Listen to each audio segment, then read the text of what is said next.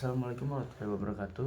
Perkenalkan nama saya Haikal Aunila dengan NIM 2508196. Di sini saya sebagai mahasiswa ilmu komunikasi saya akan memaparkan materi PPT saya yang berjudul teori interaksi simbolik. Di sini saya konsepnya akan membacakan beberapa poin dan beberapa kalimat-kalimat menurut saya menarik dalam PPT saya, lalu akan saya kembangkan sendiri lewat saya berbicara saat ini. Oke, kita boleh next ke slide pertama aja.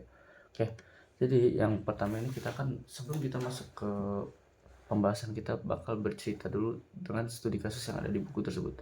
Studi kasus itu menceritakan seorang Roger Thomas. Jadi pertama kita masuk ke latar belakang itu. Latar belakang Roger Thomas ini, ia memiliki keluarga petani, keluarganya tidak pernah kuliah, dan dia ini merupakan satu-satunya anggota keluarga yang kuliah seperti itu. Oke. Lalu kita masuk ke alur selanjutnya, itu alur dukungan keluarga.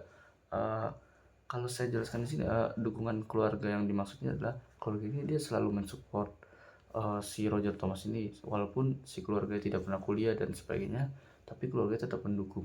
Nah, tiap kali si Roger merasa stres, pasti dia ini selalu mengingat keluarganya, karena dengan ia mengingat keluarga, dia akan mendapatkan sebuah kepercayaan diri seperti itu.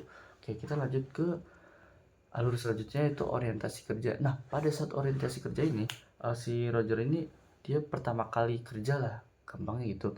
Nah, dia ini ada 10 karyawan baru juga, termasuk Rogernya. Nah, dia melihat bahwasannya si Roger ini satu-satunya yang paling muda di antara ke beberapa karyawan tersebut. Nah, dari situlah dia memaknai bahwa karena dia paling muda, dia merasa dirinya itu kurang memiliki pengalaman dibandingkan yang lain.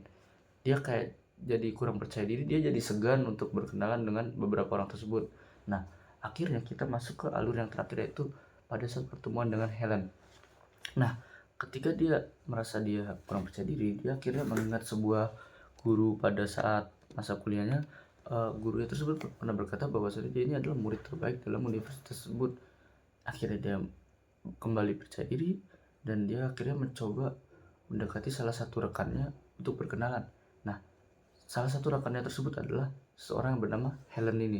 Nah, ternyata Helen ini sebenarnya ia kagum dengan si Roger ini, karena Roger ini merupakan salah satu lulusan di universitas terbaik pada saat itu. Nah, akhirnya dari situlah si Roger merasa percaya diri. Dia merasa bahwa ternyata saya juga memiliki kemampuan yang oke gitu. Saya tidak seburuk itu. Nah, dari percakapan tersebut akhirnya mereka menjadi lebih lebih lebih nyambung. Akhirnya mereka ngobrol dan saling menerima satu sama lain seperti itu. Oke, kita sehabis kita bercerita tadi, kita masuk ke bagian definisi secara singkatnya aja. Nah, kalau kita lihat cerita tadi ya, itu kita dapat menyimpulkan di sini dijelaskan bahwa teori ini menjelaskan bahwa manusia ini bertindak berdasarkan makna. Nah, yang dimaksud itu seperti apa? Kalau kita lihat kasusnya Roger tadi, ia itu bertindak sesuai makna yang ia maknai. Ia awalnya memaknai bahwa ia ini kurang memiliki pengalaman. Ia ini kayak ya kurang memiliki pengalaman lah dibandingkan yang lainnya karena berdasarkan usianya. Nah, karena ia memaknai dirinya seperti itu, akhirnya dia bertindak sebagai seseorang yang pemalu, seseorang yang pendiam, dan seseorang yang kurang memiliki kepercayaan diri seperti itu. Nah, akan tetapi ketika ia bertemu Helen, dan si Helen ini fun fact ya, dia juga berasal dari desa pertanian. Nah, karena si Helen ini berkata seperti itu, akhirnya si Roger ini merasa dia itu memaknai bahwa ternyata ada juga loh yang dari berlatar belakang pertanian itu seperti itu. Nah, akhirnya sejak saat itu si Roger pun kayak mulai percaya diri lagi bahwasanya bukan hanya dia yang berasal dari keluarga petani seperti itu.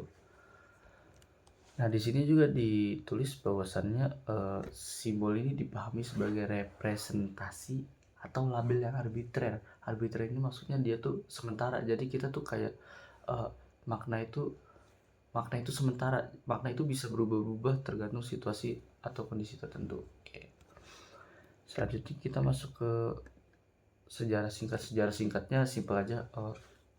Pencipta teori interaksi simbolik ini adalah George Herbert Mead. Akan tetapi pencetus istilah dari teori interaksi simbolik itu bukanlah dari Mead-nya, akan tetapi dari muridnya yang bernama Herbert Blumer. Nah, pada saat si Mead ini meninggal, si murid-murid ini berkolaborasi untuk membuat sebuah buku yang berjudul Mind, Self, and Society yang akan dijelaskan di beberapa slide selanjutnya. Oke, lalu kita masuk ke slide selanjutnya nih. Kita masuk ke tema dan asumsi teori interaksi simbolik.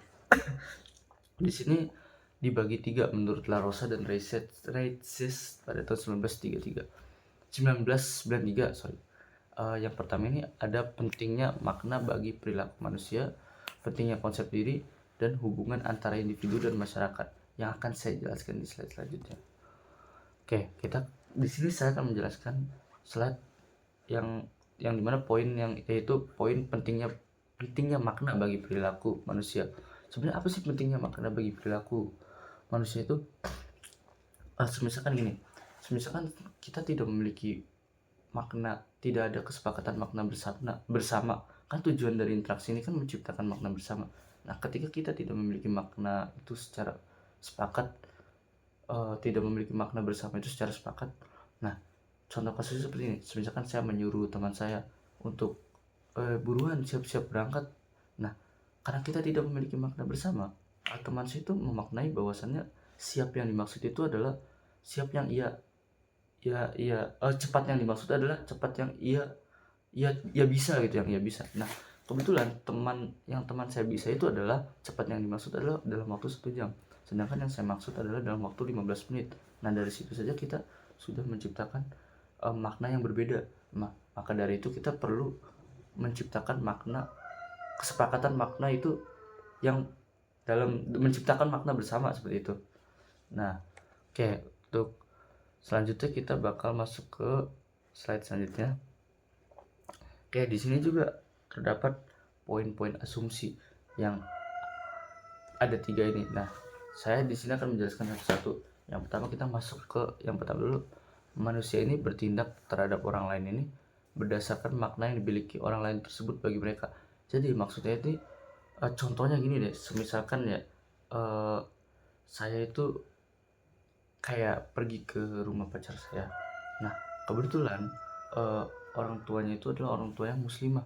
Mereka memaknai orang tuanya itu adalah orang tua yang muslimah, orang tua agamis, dan saya juga memaknai seperti itu.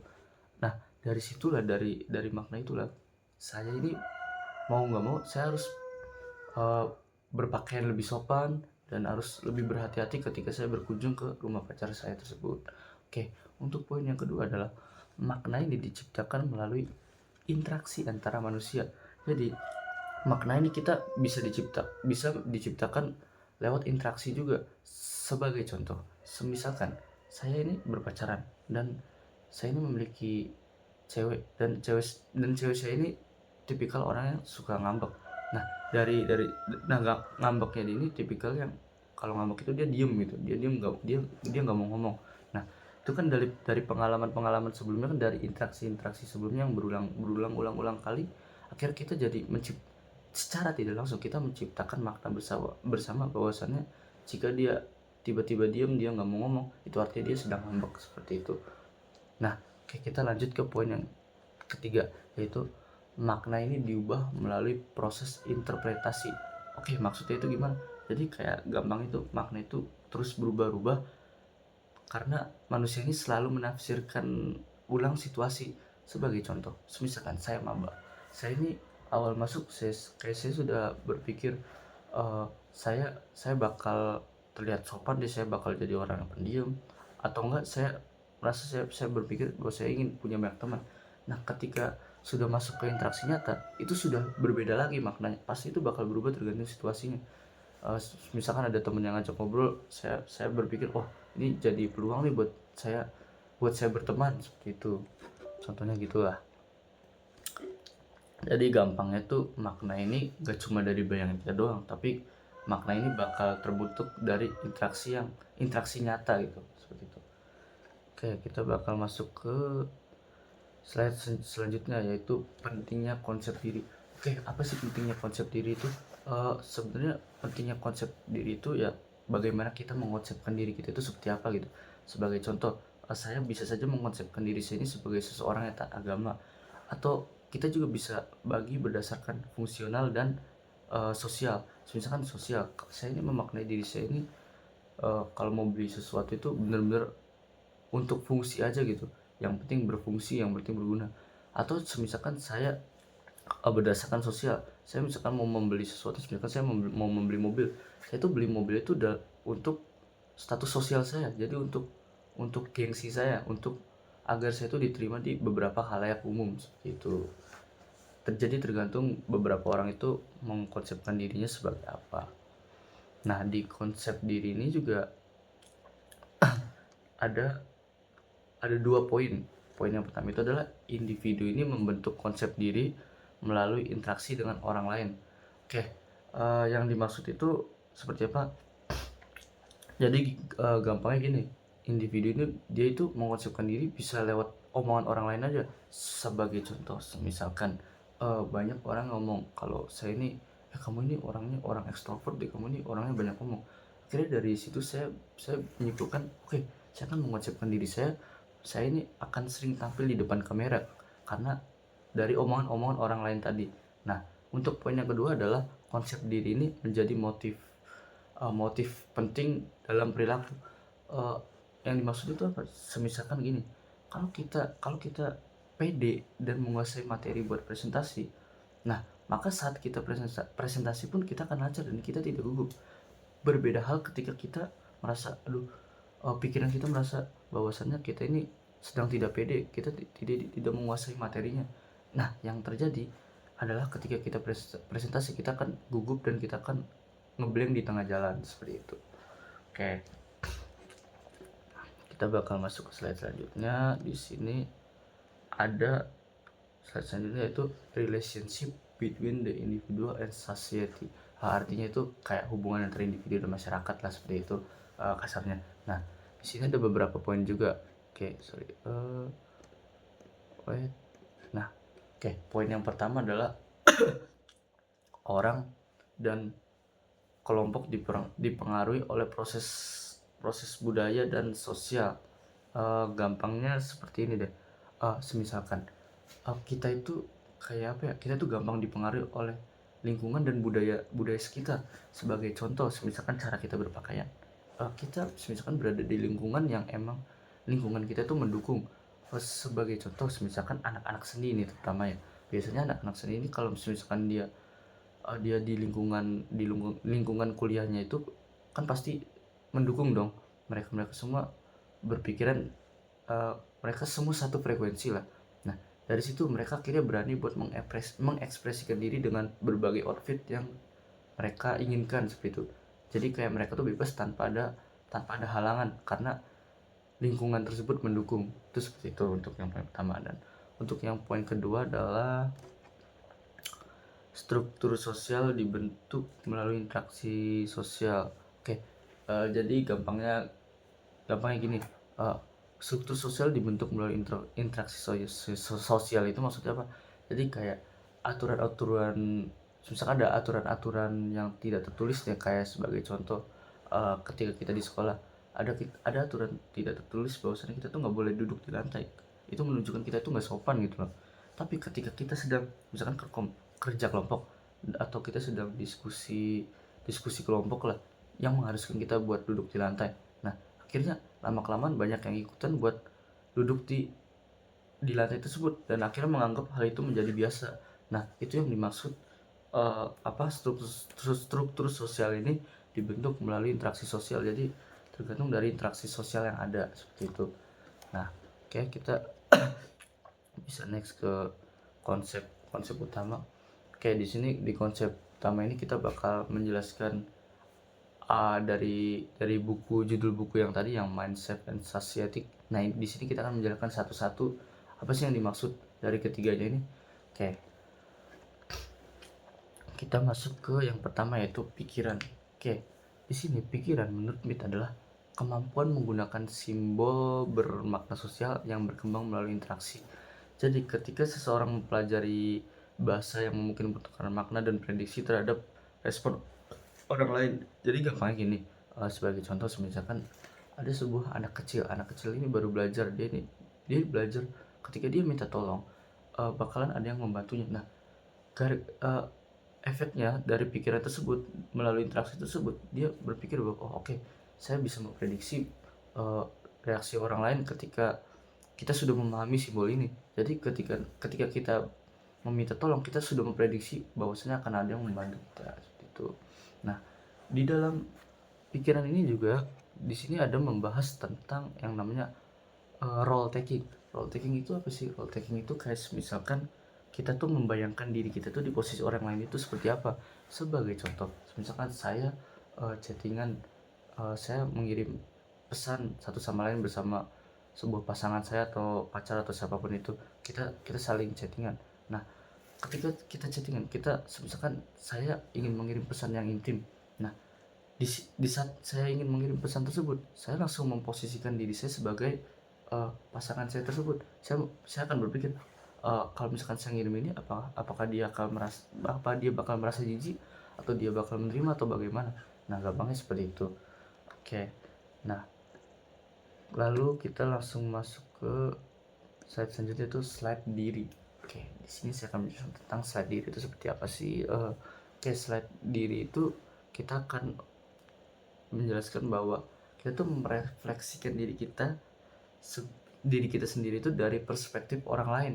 Jadi kita tuh belajar belajar bahwa diri kita itu siapa itu bisa bisa juga dari orang lain. Entah itu dari orang lain, cara orang lain merespon kita, entah itu cara orang lain memberi label kepada kita, entah itu orang lain memperlakukan kita seperti apa, seperti itu. Ini yang disebut a looking glass self, atau cermin lah istilahnya. Sebagai contoh misalkan gini, awalnya saya ini tidak terpikirkan ke dunia film. Nah, pada suatu ketika ada momen ketika saya membuat sebuah, naskah film. Nah, guru saya ini memuji naskah tersebut. Guru saya berkata, "Wah, naskah kamu ini bagus, naskah ini cocok untuk difilmkan, gini gini gini gini." Nah, dari apa ya, dari respon orang-orang lain itu, akhirnya kita merasa diri kita, "Oh, oke, saya merasa saya ini sepertinya orang yang memiliki passion di dunia film." Seperti itu contohnya. Nah, di sini juga ada membahas, yaitu efek Pygmalion. Efek Pygmalion itu semacam kayak ekspektasi orang lain ini bisa menjadi kenyataan. Sebagai contoh, misalkan seorang pemain bola. Pemain bola ini, dia pada saat interview dipuji oleh pelatihnya bahwasannya, saya ini berlatih dengan baik, dan kemungkinan besar dalam waktu dekat saya akan bermain. Nah, dari apa ya, dari omongan tersebut, saya langsung berpikir bahwa saya memiliki ekspektasi gitu. Saya berharap gitu. Saya berharap itu menjadi kenyataan. Nah, akhirnya dari situ timbullah saya menjadi bersemangat untuk berlatih serius agar saya itu bisa dapat waktu bermain, seperti itu. Oke, lanjut kita masuk ke bagian yang terakhir, yaitu masyarakat. Oke, di masyarakat ini, masyarakat di sini didefinisikan menurut Smith adalah memandang masyarakat sebagai jaringan hubungan sosial yang diciptakan manusia melalui interaksi, ibarat seperti kayak apa ya, kayak jaring laba-laba, seperti itulah. Jadi masyarakat ini sebenarnya sudah ada sebelum individu itu ada, tetapi di sini dituliskan bahwasannya terus dibentuk oleh tindakan individu yang saling menyesuaikan.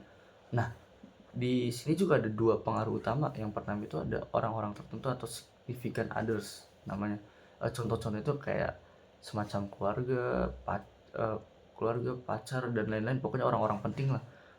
Contohnya adalah misalkan gini, di suatu momen saya ini merasa diri saya ini tidak percaya diri dengan kemampuan saya, tetapi saya ingat dengan pesan orang tua saya yang selalu mendukung saya bahwasannya saya ini orang hebat dan lain-lain. Akhirnya dari situ timbul kepercayaan diri saya, dan kepercayaan diri saya meningkat. Oke. Nah, untuk poin yang kedua yaitu adalah generalize other. Nah, di sini sebagai contoh adalah semisalkan ini nih kayak semacam suatu hal yang digeneralisasikan lah. Di sini dijelaskan bahwasanya pandangan masyarakat secara keseluruhan atau ekspektasi sosial. Sebagai contoh misalkan ada sebuah teman-teman saya menyarankan saya, kamu sebaiknya kerja aja deh gini gini gini gini. Tapi keluarga saya menyarankan, kamu kayaknya kuliah aja deh kayak gini kayak gini. Kan di situ saya timbul kebingungan kan, saya harus mau mengikuti saran yang mana. Nah, ketika ketika saya melihat sekitar saya menganggap ternyata di sekitar saya ini budayanya adalah budaya di situ, gelar sarjana itu dianggap dianggap penting. Nah, akhirnya dari apa namanya, dari budaya tersebut saya akhirnya memutuskan untuk berkuliah seperti itu. Mungkin itu saja dari saya, kurang lebihnya mohon maaf. Wassalamualaikum warahmatullahi wabarakatuh.